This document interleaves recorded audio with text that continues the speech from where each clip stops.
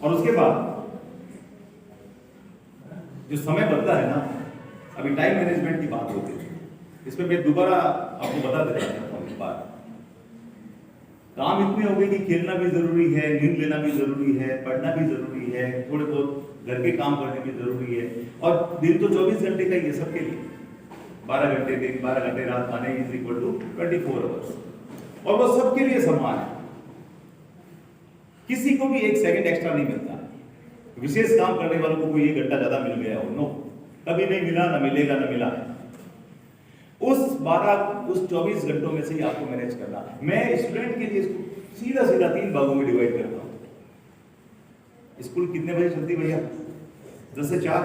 कितने घंटे हो गए?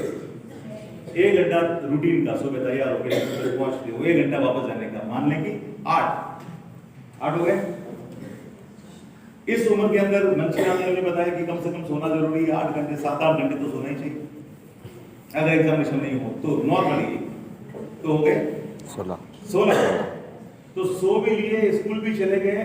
अब जो खेल कूद, मजाक, मस्ती, हंसी, ये सारी स्कूल में हो गई। ऐसा कोई नहीं है जो सुबह 10 बजे आके किताब लेके बैठता और 4 बजे तक किताबों में डूबा रहता। वो सारी मस्तियां, सारी मजाकें, सारी ठिठोली, सारे विनोद, व्यंग्य स्कूल में उसका पूरा पूरा हो जाता है। हमें फकत 8 घंटे का हिसाब रखना। नींद हो गई, स्कूल हो गई, अब जो बचे हुए 8 घंटे है ना, यही अंतर है सफलता और असफलता के बीच में। केवल यही अंतर है कि उन 8 घंटों को हम लोग कैसे यूज करते हैं। अब उनको भी अगर आपने खराब कर दिया तो फिर ज्यादा उम्मीद मत रखो। और उन 8 घंटों को आपने बिल्कुल संभाल के, सहेज के, अनुभव से, ध्यान से, ज्ञान से, अभिमान से, बिना व्यवधान से अगर क्रॉस कर लिया तो आप सामान्य लोगों से हटकर विशेष श्रेणी के लोगों में आ जाओ। इस दिन का इससे बड़ा कोई महत्व नहीं हो सकता है कि हम अपने जीवन को कैसे जिएं, चाहे नौकरी लगे या न लगे। लेकिन एक बात और कहता हूं, नौकरी लगने से करियर में एक ग्रेस आता है। बिना नौकरी, देखो भारतीय सामाजिक परिवेश इस प्रकार का है कि यहां कई चीजें भारतीयता के हिसाब से चलती है, एक आइडियोलॉजी अलग होती है। भारत में भारतीय सिद्धांत ही चलेंगे, उसकी शैली ही चलेगी।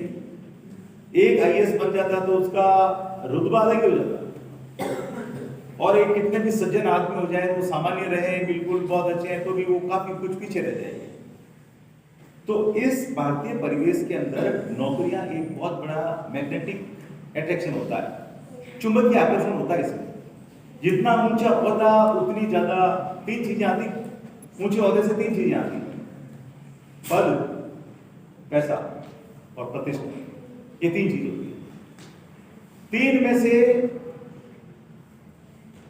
पद सबसे इंपॉर्टेंट, क्योंकि पद होगा तो पैसा भी आएगा, तनख्वाहें अच्छी होती है उसमें, और पद से ही प्रतिष्ठा है। किसी के पास केवल पैसा हो तो पद का अभाव रहेगा, और पैसे वाला होकर भी जरूरी नहीं वो प्रतिष्ठित हो। केवल किसी के पास प्रतिष्ठा हो और पैसा नहीं हो तो सांसारिक काम चलना थोड़ा मुश्किल हो जाएगा। इन 3 प में से, पद, पैसा और प्रतिष्ठा में से मैं एक कीवर्ड लेता हूं, वो है पद। जिससे पद तो मिलेगा, पैसा भी मिलेगा और प्रतिष्ठा भी मिलेगी। और भारतीय परिवेश के भारतीय सामाजिक परिवेश के अंदर अगर ऊंचा पद होगा तो आपका व्यक्तित्व, आपका जीवन, आपका रुतबा, आपका रौब और आपका सब कुछ एक विशिष्ट श्रेणी में आ जाएगा। तो आज के इस विशेष दिन में हम लोग यही कोशिश करें, जीवन को बेहतर से बेहतरीन कैसे बनाया जाए। हम पूरी मेहनत करें, क्योंकि आप लोग विद्यार्थी हो, आपका पूरा धर्म, आपका पूरा कर्म स्टडी के प्रति होना चाहिए।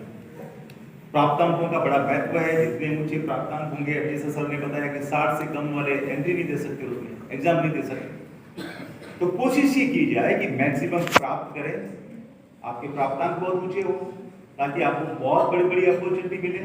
और जितनी बड़ी अपॉर्चुनिटी मिलेगी, जितनी बड़ी सफलता आपको मिलेगी, उतना ही आपका करियर, आपका जीवन सफल होगा। Thank you.